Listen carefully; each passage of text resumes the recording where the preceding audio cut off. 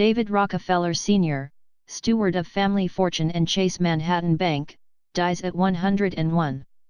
David Rockefeller Sr., the heir to a vast and storied family fortune who, as president, chairman and chief executive of Chase Manhattan Bank, transformed a listless business into one of the world's largest financial institutions, died March 20 at his home in Pocantico Hills, NY. He was 101. A spokesman, Fraser P. Seatel, said the cause was congestive heart failure. Dr. Rockefeller was the last surviving grandchild of oil baron John D. Rockefeller, who became one of the richest men in the world by the time he died in 1937. The younger Rockefeller's four brothers, John III, Nelson, Lawrence and Winthrop, carved prominent careers in philanthropy, politics, conservation, and politics, respectively. David Rockefeller became a banking stalwart.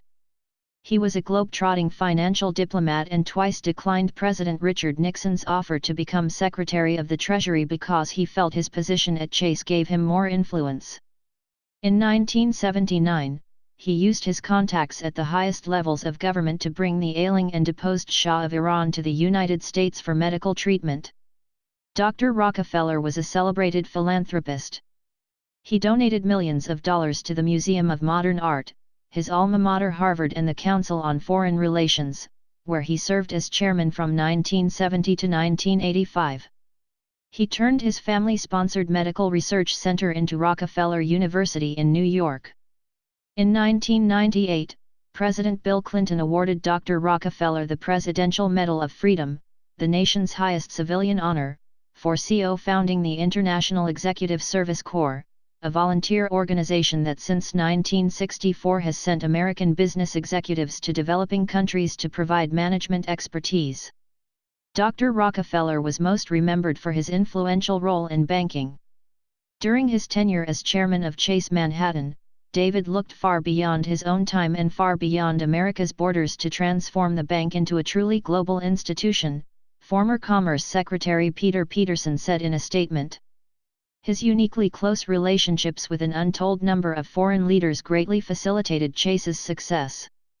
When Dr. Rockefeller arrived at Chase in 1946, New York law restricted the bank's business to the city.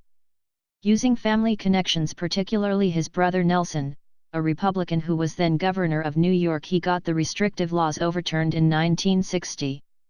Chase expanded into Westchester and Nassau counties. Eventually, the bank's reach extended across Europe, Latin America, and Asia. The bank made loans to Panamanian ranchers, financed bowling alleys in Europe and backed a bus line in the Virgin Islands. By the early 1960s, it had become the second largest bank in the country. It had a healthy list of blue-chip clients and steady income from loans. Its relocation to downtown Manhattan helped revive a declining neighborhood. When Dr. Rockefeller first joined Chase, the bank handled wealthy clients, banks, and corporations and snubbed deposits smaller than $5,000. It was largely mismanaged, lacked a budget and had no formal organization chart or comprehensive business plan. Dr. Rockefeller became the bank's president in 1961 and, among many modernization efforts, set out to attract a diverse clientele, implementing the slogan "You have a friend at Chase Manhattan." But by the mid-1970s, the bank had become staid and lost ground in the industry. When Dr. Rockefeller became chairman in 1969, Chase was about even with massive Citicorp in assets and deposits. By aggressively targeting retail customers and foreign clients, Citi overtook Chase in 3 years. During his 12-year reign as chairman, Dr. Rockefeller was often accused of being an absentee leader. He took 78 trips abroad. Although many of those trips were associated with business, critics said he was gone too much to redress the bank's problems. If there was one defect of his leadership of the Chase, it's that he had no many other strong interests that he couldn't focus all his attention on the bank, said New York University financial historian Richard Silla. In 1976, $1.9 billion of loans the bank made went sour, including $50 million lost when the department store W.T. Grant declared bankruptcy. A large part of the bank's liabilities stems from Rockefeller's high-minded conviction that the Chase should be a good corporate citizen, Time magazine reported in 1976. When New York City verged on bankruptcy in 1975, Chase bought more than $400 million of city bonds and notes, which helped the city but hurt the bank's bottom line. Chase also invested more than $730 million in real estate investment trusts, an investment vehicle Dr. Rockefeller often used to reduce corporate income taxes.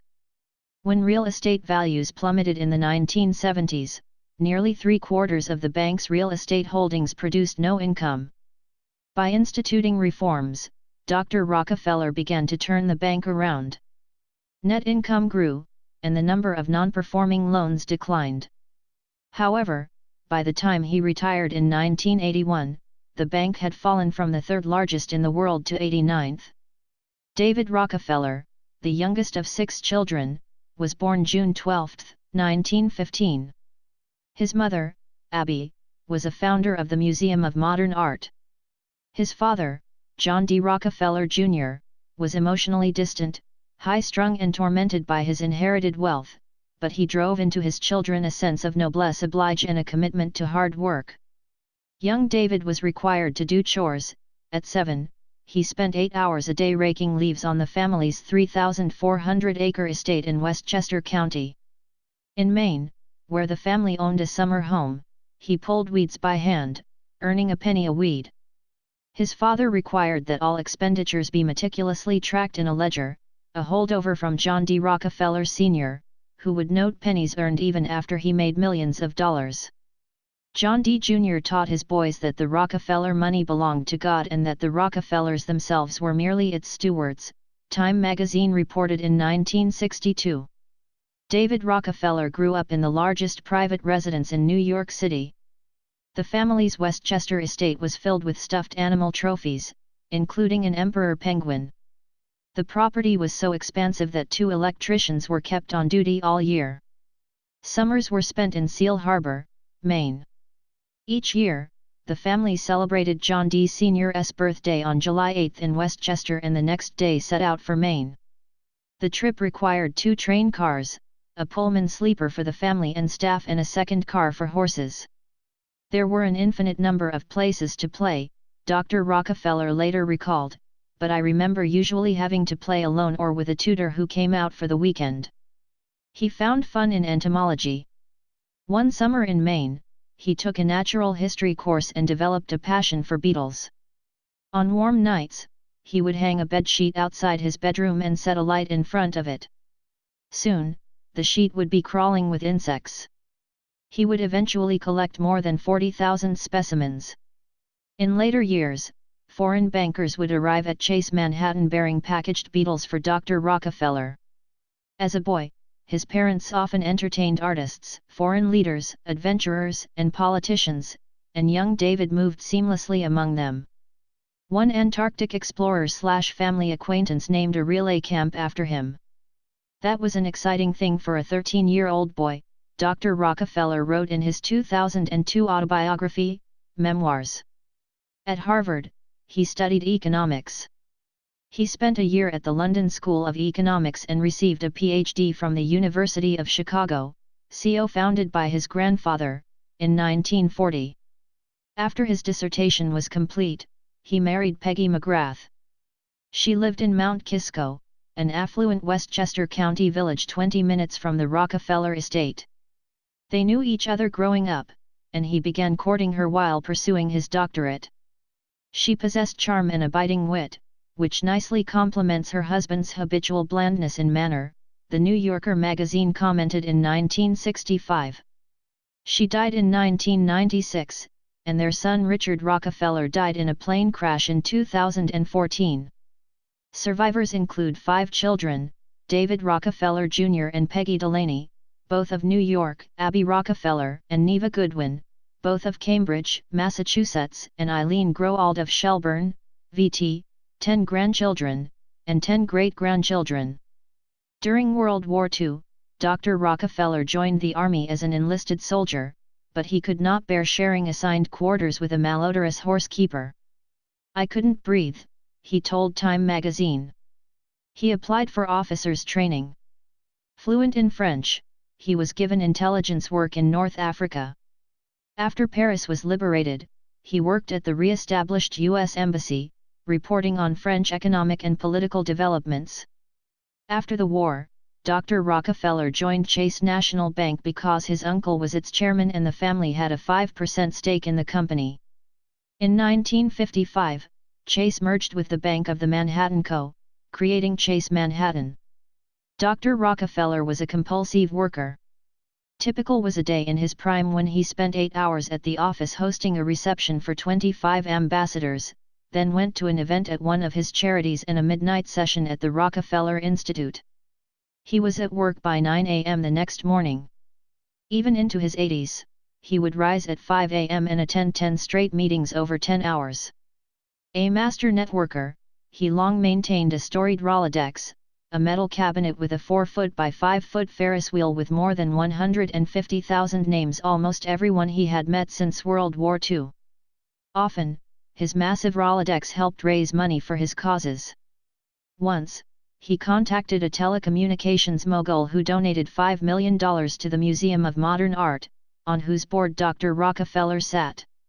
In 2005, Dr. Rockefeller pledged $100 million to the museum's endowment, to be received after his death. Early in the 1970s, Dr. Rockefeller founded the Trilateral Commission, a networking group of influential private sector leaders. The commission incurred the wrath of reactionary and radical conspiracy theorists who alternately contended the commission was a Marxist front, an arm for a corporatist takeover of the world, or intent on installing global government. Dr. Rockefeller was on intimate terms with many world leaders. One of these relationships had a lasting effect on U.S. foreign relations. In 1979, Mohammad Reza Pahlavi, the Shah of Iran, was overthrown. For nearly a year, the exiled ruler sought medical treatment for cancer. Dr. Rockefeller, a business acquaintance of 20 years, helped secure medical treatment in Mexico City. After the Shah's health deteriorated, his twin sister approached Dr. Rockefeller and asked for help. Believing the United States should stand by a longtime ally, Dr. Rockefeller helped convince President Jimmy Carter to grant the Shah entry into the country to get medical treatment in New York City. In Iran, public reaction was vitriolic. 13 days after the Shah's arrival, militant students overran the U.S. Embassy in Tehran and held 52 American hostages for 444 days. Dr. Rockefeller was long associated with New York City and contributed to its iconic skyline. By moving Chase's headquarters to downtown Manhattan, he rejuvenated the world's financial heart. For years, companies once headquartered near Wall Street had migrated to Midtown. Chase's move downtown in the early 1960s launched a building boom in Lower Manhattan, leading to the construction of the World Trade Center in the 1960s and 70s. According to one story, when he heard the World Trade Center would block the view from his building's top floor, he called his brother Nelson, the governor. "Can't you just move it over a few feet?" he asked. Dr. Rockefeller maintained his view of the Statue of Liberty and the Hudson River.